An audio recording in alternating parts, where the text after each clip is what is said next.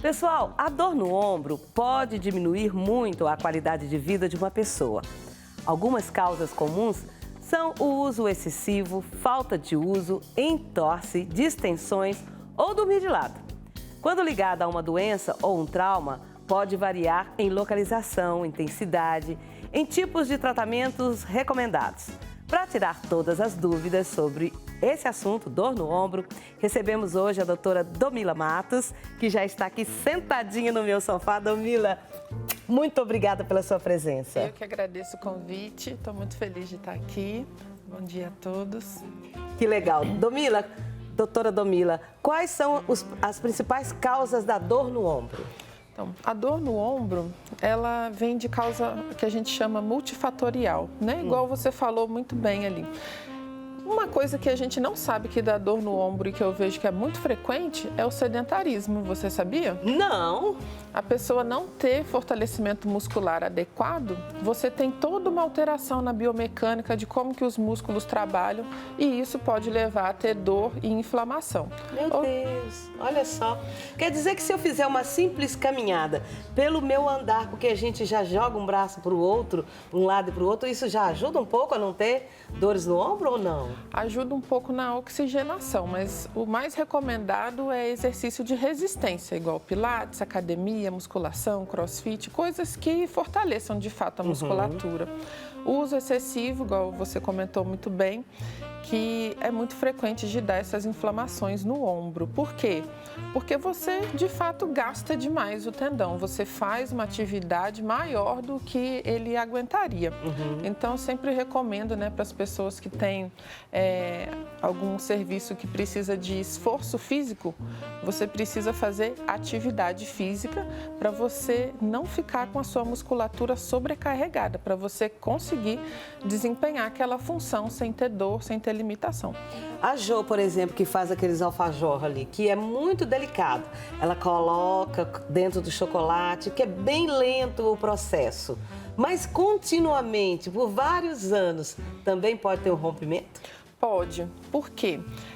Essas doenças do ombro, principalmente a ruptura do manguito, muitas vezes elas são silenciosas. Até 40% das pessoas elas têm alguma alteração no manguito e não tem nenhum tipo de dor. Só vem a ter sintoma quando já está no último estágio da doença.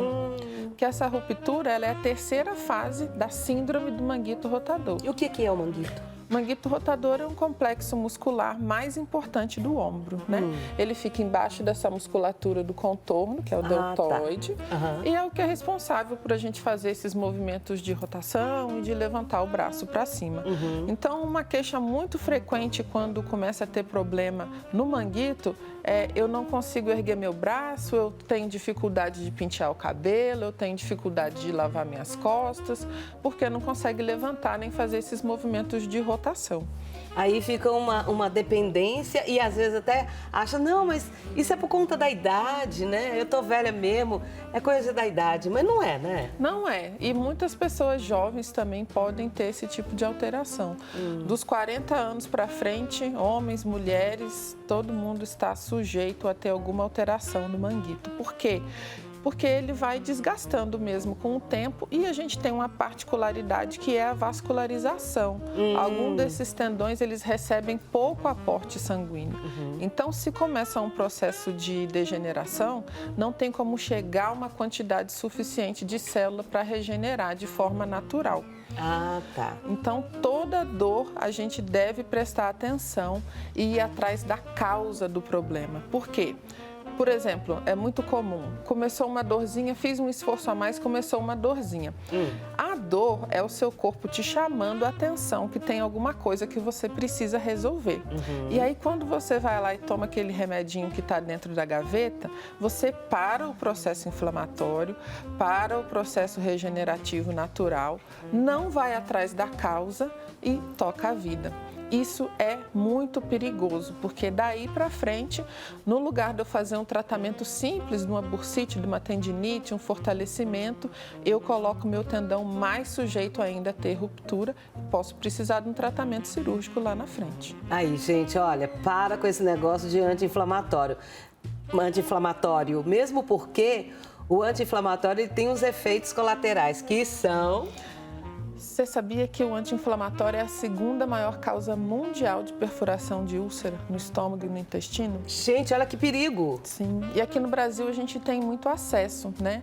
A gente tem acesso facilmente, não precisa de receita médica e muitas vezes, no lugar de buscar uma ajuda especializada, a pessoa vai se automedicando.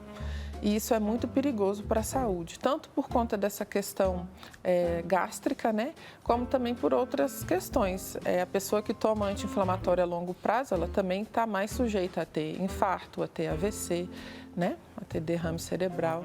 Então, a gente deve evitar, somente tomar mesmo com prescrição médica. Bom, aí eu senti que eu tenho um problema no ombro, tá doendo, eu não vou tomar anti-inflamatório, eu vou correr para a doutora Domila para ela cuidar de mim. O que você vai identificar? Tem que fazer um exame? Como é que é feito isso? Faz um exame? Então, a primeira coisa que eu faço é o exame físico, para eu ver como que está o movimento desse braço. Certo. Por quê? Porque tem algumas doenças que a gente tem muitos exames absolutamente normais e a única alteração que tem é que o braço para de mexer. É uma doença que chama ombro congelado. É um diagnóstico assim que a gente não precisa de exame de imagem. Mas habitualmente, primeiro, eu testo, né, para ver como que está a movimentação do ombro. Depois, alguns testes de força, para ver se a pessoa tem perda de força e dor, pensando já nessas alterações do manguito rotador. E de exame de imagem, a princípio, o ultrassom e uma radiografia. O ultrassom é ótimo para ver essas alterações do ombro, principalmente tendinite e bursite. Doutora, e qual que é... Como que a senhora chega num diagnóstico e fala assim, não, aqui é cirurgia? Como que eu chego? Como que tá esse ombro? Como que tá? Primeiro, a pessoa tem dor o tempo todo e, principalmente, isso é frequente, 100% dos casos, não consegue dormir deitado.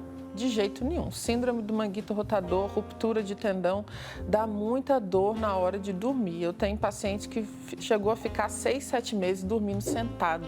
Meu Deus do céu! Porque quando o braço está para baixo, a gravidade está puxando ele. Então, tudo que está inflamado aqui dentro da articulação fica um pouco mais distante, essas estruturas. Quando você deita e você anula a ação da gravidade, a inflamação piora muito. Então, à noite, as dores do ombro são mais expressivas.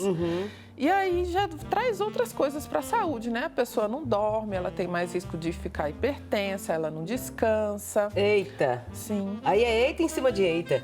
Eita em cima de eita.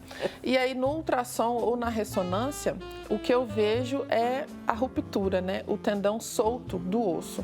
E aí dependendo se ele soltou totalmente ou se ele soltou só um pedacinho, junto com os sintomas e também como que é a vida da pessoa. Porque às vezes é uma pessoa muito idosa, com uma lesão bem pequenininha e que ela não usa tanto o braço. Você não precisa indicar de cara um tratamento cirúrgico. Tem como a gente pensar em tratamentos mais conservadores antes. Tá? Tipo o quê? Tipo infiltração, uso de ácido hialurônico, pensando nessa parte de regeneração do tendão, tá? E sempre aliada à reabilitação com fisioterapia. Mas é uma cirurgia complicada? Não, é uma cirurgia... não é complicada, a gente tem duas formas de fazer.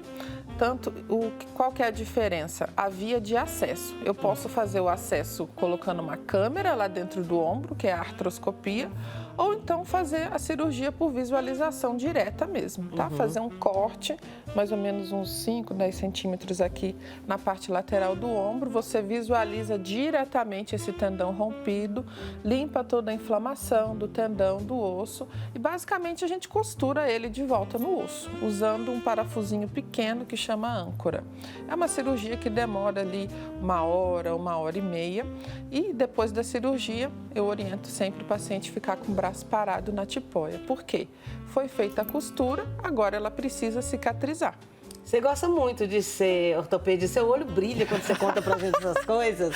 Eu adoro, eu falo que se eu tivesse que fazer tudo de novo, eu queria fazer igual e estudar nos mesmos lugares, que pra mim foi muito bom. Qual que é a proporção de médicos da sua área, mulheres?